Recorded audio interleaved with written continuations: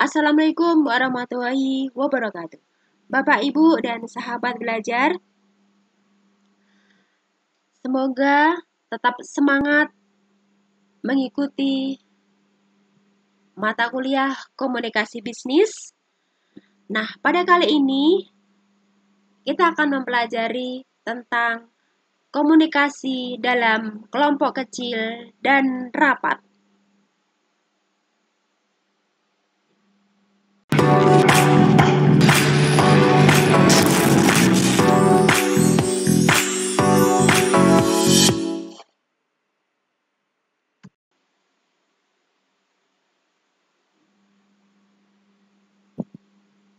Apa yang dimaksud dengan komunikasi kelompok kecil? Bapak, Ibu, dan sahabat belajar penasaran kan? Pengen tahu jawabannya? Oke, jangan kemana-mana, ikuti terus materi kali ini.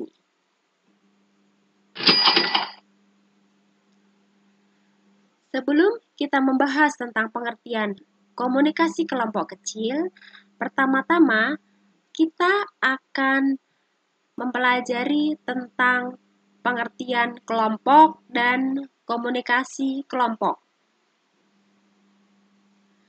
Pengertian kelompok adalah kumpulan dua orang atau lebih yang mempunyai tujuan yang sama, yang masing-masing anggota berinteraksi untuk mencapai tujuan tersebut, memahami anggota kelompok lainnya, dan memandang mereka sebagai anggota organisasi. Berikutnya, pengertian komunikasi kelompok adalah sebagai interaksi secara tatap muka antara 3 orang atau lebih dengan tujuan yang telah diketahui, seperti berbagai informasi, menjaga diri, pemecahan masalah, yang mana anggota-anggotanya dapat mengingat karakteristik pribadi anggota-anggota yang lain secara tepat. Mengenai jumlah anggota dalam kelompok komunikasi ini, tidak ada jumlah batasan anggota yang pasti ya. Bisa 3 sampai dengan 10 orang atau 20 sampai 30 orang. Jadi dalam komunikasi kelompok, dengan sendirinya akan melibatkan pula komunikasi antar pribadi dalam kelompok tersebut.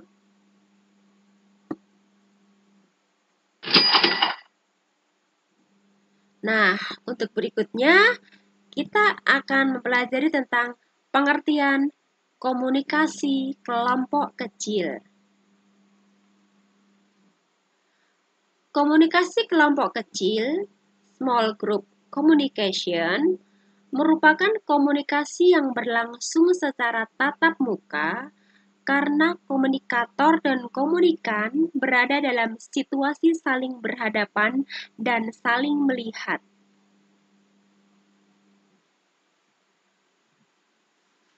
Nah, apa tujuan komunikasi kelompok kecil? Nah, kali ini kita akan mempelajari tentang tujuan yang berhubungan dengan pekerjaan. Tujuan komunikasi kelompok kecil yang berhubungan dengan pekerjaan diantaranya yaitu: pertama, sebagai pembuatan keputusan. Yang kedua, sebagai pemecahan masalah. Nah, dalam pembuatan keputusan ini, orang-orang atau sekelompok orang berkumpul bersama-sama untuk membuat keputusan mengenai sesuatu, mendiskusikan berbagai hal tentang topik ataupun permasalahan-permasalahan yang terkait dengan pekerjaan. Nah, hasil akhirnya adalah suatu keputusan, tentunya keputusan yang terbaik untuk kelompok tersebut. Nah, dalam hal pemecahan masalah ini, sekelompok orang ataupun karyawan berkumpul bersama-sama untuk menyelesaikan suatu permasalahan yang ada di dalam kelompok tersebut. Nah, sebagai contoh, bagaimana cara menyempurnakan produksi yang selama ini sudah berlangsung, gitu ya, agar lebih baik lagi. Kemudian, bagaimana cara untuk menyempurnakan hubungan yang kurang baik antara perusahaan dengan customer, jadi antara pimpinan dengan karyawan, ataupun antara karyawan dengan karyawan. Nah, dalam kelompok tersebut berusaha untuk dipecahkan permasalahannya agar menghasilkan solusi yang terbaik untuk kebaikan bersama, ya. Dalam kelompok ataupun organisasi, tidak selamanya hubungannya harmonis. Terkadang terdapat konflik antar pimpinan dengan karyawan, antar karyawan dengan karyawan, atau bahkan juga dengan klien atau customer dalam suatu perusahaan tersebut. Pada organisasi yang sempurna atau organisasi yang sehat, tidaklah bebas dari konflik. Namun, konflik jika ditangani secara pantas dan tepat dapat diarahkan pada penyesuaian yang efektif dan tepat.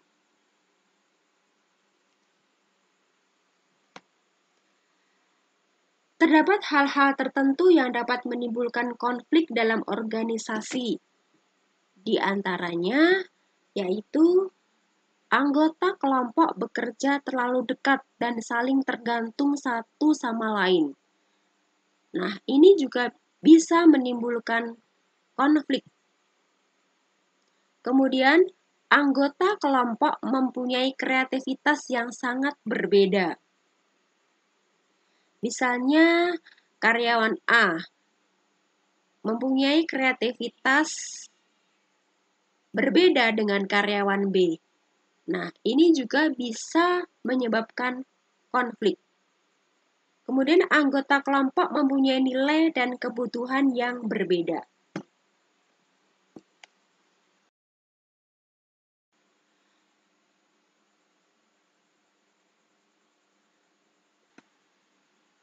Baiklah, Bapak, Ibu, dan sahabat belajar semua.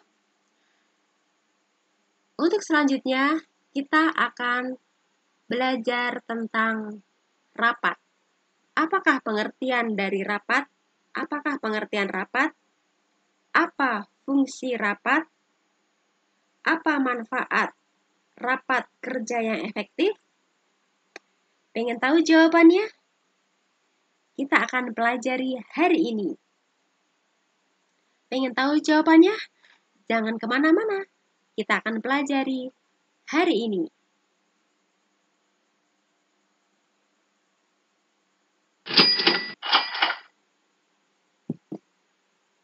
Pengertian rapat. Rapat adalah sejenis pertemuan dua orang atau lebih untuk membicarakan dan merundingkan suatu masalah yang menyangkut kepentingan bersama. Menurut Prof. Husman, rapat kerja merupakan implementasi manajemen partisipatif. Karena dalam rapat kerja, para anggota organisasi mendapat peluang untuk ikut serta dalam pengambilan keputusan atau pemecahan masalah-masalah penting sesuai dengan jabatan atau peranannya dalam organisasi.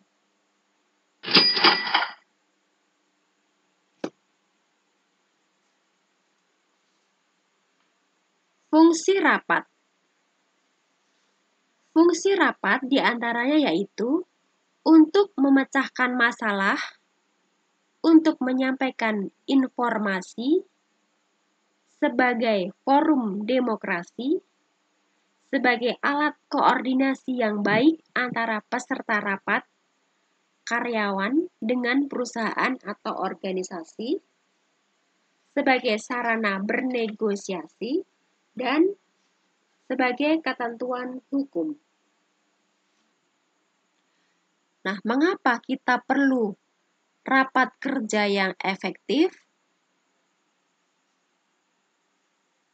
Karena rapat yang efektif menghasilkan keputusan yang baik dan membangun rasa kebersamaan.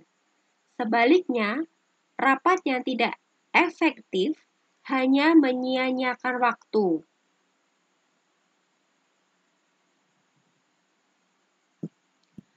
Adapun manfaat rapat kerja yang efektif diantaranya yaitu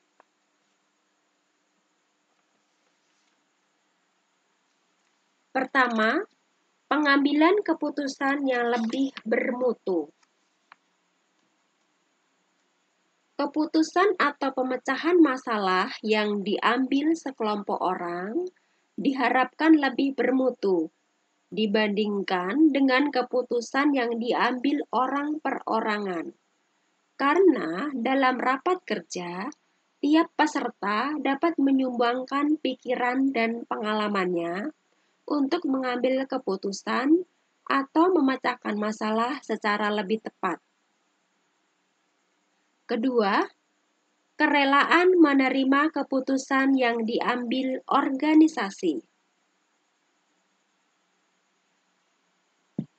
Di sini, staf dan karyawan yang diikutsertakan dalam proses pengambilan keputusan tentang sesuatu hal biasanya lebih rela menerima keputusan itu.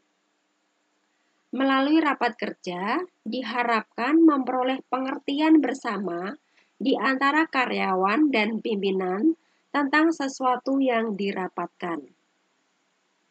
Yang ketiga, keterikatan terhadap keputusan yang diambil. Kerelaan menerima keputusan yang diambil bersama-sama akan menimbulkan rasa keterikatan bagi para peserta rapat untuk mematuhi keputusan tersebut. Seperti karyawan akan lebih antusias dalam menjalankan hasil rapat. Kemudian yang keempat, peningkatan status peserta rapat. Dengan diikutsertakan dalam proses pengambilan keputusan atau pemecahan masalah, karyawan akan merasa diakui sebagai bagian penting perusahaan atau bagian di mana mereka ditempatkan. Nah, Bapak Ibu dan sahabat belajar, itu tadi adalah manfaat dari rapat kerja yang efektif.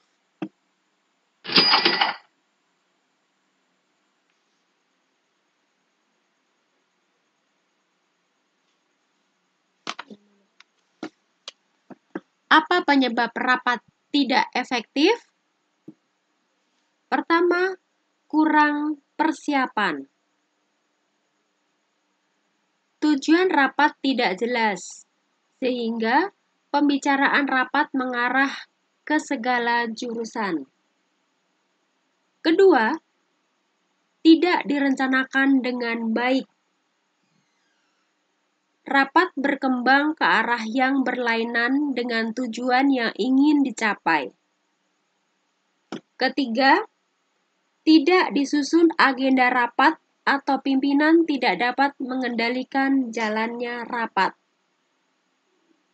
Hal tersebut menjadikan adanya peserta yang mendominasi pertemuan. Keempat, para peserta membawa agenda rapat sendiri-sendiri. Hal itu menjadikan suasana rapat terjadi tawar-menawar agenda. Jenis-jenis rapat. Berdasarkan sifatnya, jenis rapat dibedakan menjadi beberapa macam, Di antaranya yaitu rapat formal. Rapat formal memiliki jadwal dan agenda yang pasti. Peserta rapat diatur oleh ketentuan tertentu. Ditugaskan notulis untuk membuat notulen rapat yang ditandatangani penanggung jawab tertinggi organisasi. Contohnya, rapat umum pemegang saham, rapat dewan komisaris, dan lain sebagainya.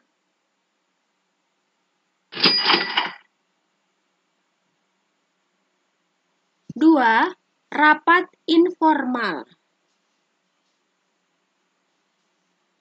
Rapat informal ini tidak diatur oleh satu peraturan tertentu.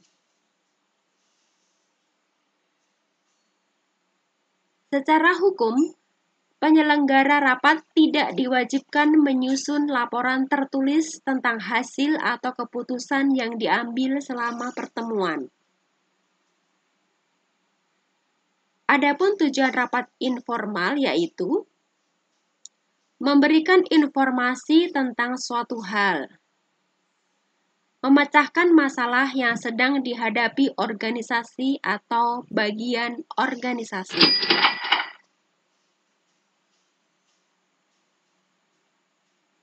Rapat terbuka merupakan rapat yang dapat dihadiri oleh semua anggota organisasi atau perusahaan. Di dalam rapat ini, materi yang dibahas bersifat umum atau tidak rahasia.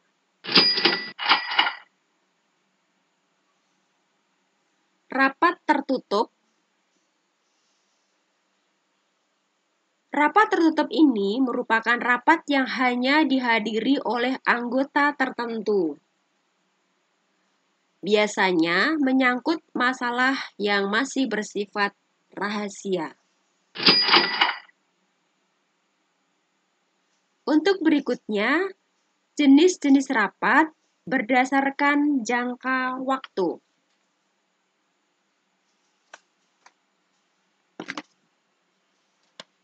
Berdasarkan jangka waktunya, rapat dibedakan menjadi beberapa macam, di antaranya yaitu rapat mingguan.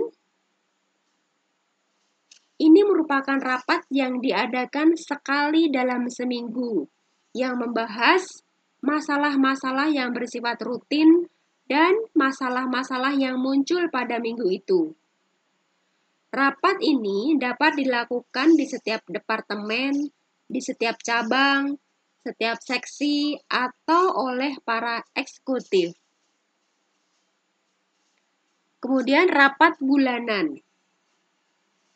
Rapat ini diadakan sebulan sekali, biasanya setiap akhir bulan ataupun awal bulan, tergantung dari rutinitas di setiap perusahaan masing-masing.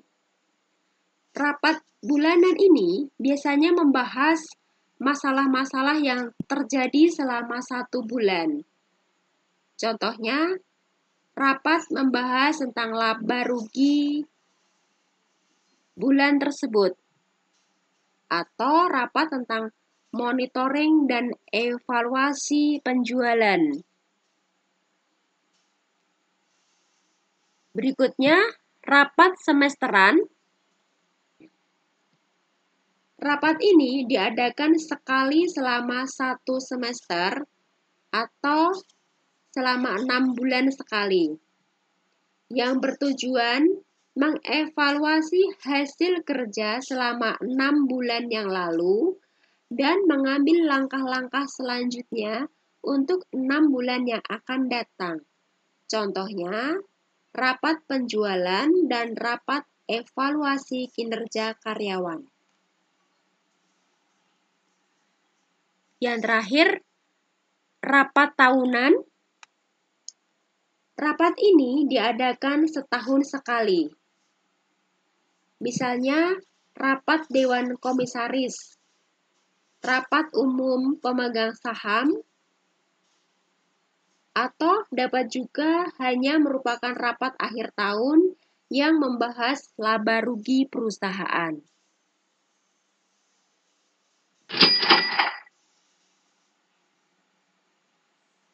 Nah, untuk selanjutnya kita akan membahas tentang jenis-jenis rapat berdasarkan frekuensi. Berdasarkan frekuensinya, rapat dibedakan menjadi dua, yaitu rapat rutin dan rapat insidental. Rapat rutin yakni rapat yang sudah ditentukan waktunya, misalnya rapat mingguan, bulanan, semesteran, ataupun tahunan. Rapat insidental merupakan rapat yang tidak berdasarkan jadwal, tetapi pelaksanaannya tergantung pada ada tidaknya masalah dan berat ringannya masalah yang sedang dihadapi.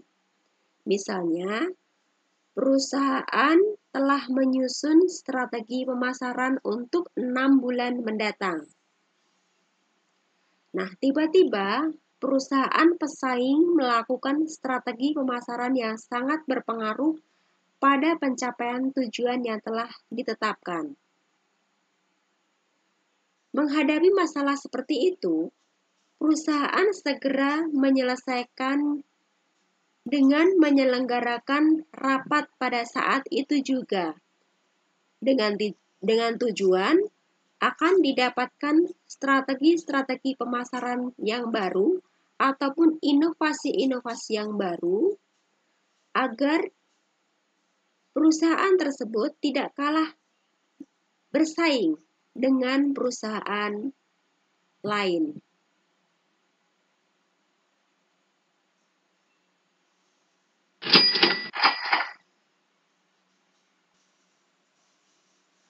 Agar rapat dapat berjalan dengan baik, efektif, efisien, sesuai dengan rencana, maka sebelum diadakan rapat, harus dibuat perencanaan dan persiapan rapat terlebih dahulu.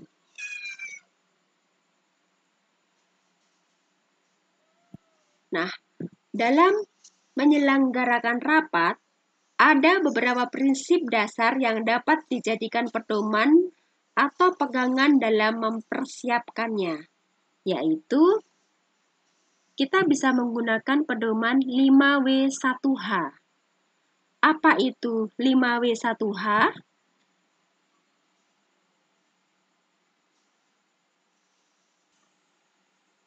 Pertama, why. Nah, kita harus mengetahui mengapa rapat perlu diselenggarakan. Tujuannya adalah untuk mengetahui atau menentukan tujuan dari penyelenggaraan rapat tersebut. Apa tujuan diselenggarakan rapat tersebut? Kemudian yang kedua, what. What di sini kita harus mengetahui apa masalah yang akan dibicarakan dalam rapat. Hal ini untuk mempersiapkan agenda dari rapat. Kemudian yang ketiga, who. Who di sini kita harus mengetahui siapa saja yang akan diundang dalam rapat tersebut. Kemudian where. Where di sini kita harus mengetahui di mana rapat akan diselenggarakan. Hal ini untuk menentukan tempat penyelenggaraan rapat. Kemudian when. When di sini adalah kapan rapat akan diselenggarakan. Hal ini untuk menentukan hari, tanggal, dan waktu rapat akan diselenggarakan. Kemudian how. How di sini kita harus memahami tentang bagaimana rapat akan diselenggarakan. Hal ini untuk menentukan bentuk, terselenggaranya rapat. Alhamdulillah, materi kuliah kita kali ini tentang komunikasi dalam kelompok kecil dan rapat telah selesai.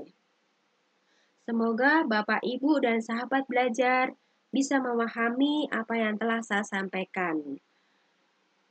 Baiklah, untuk selanjutnya saya ada pertanyaan. Semoga Bapak, Ibu, dan sahabat belajar bisa menjawab pertanyaan dari saya. Yang pertama, apakah yang dimaksud komunikasi kelompok kecil atau small group communication? Yang kedua, apakah yang dimaksud dengan rapat kerja menurut Prof.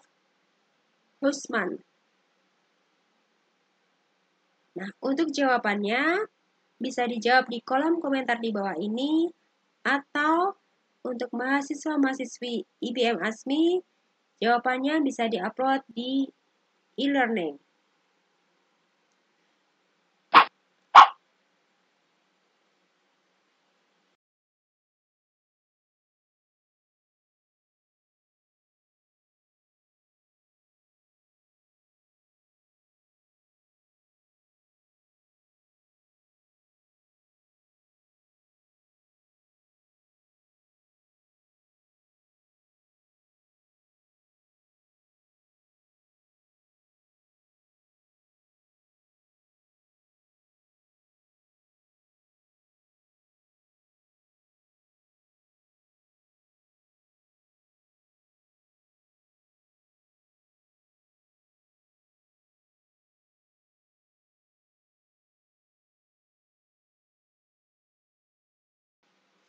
Alhamdulillah, materi yang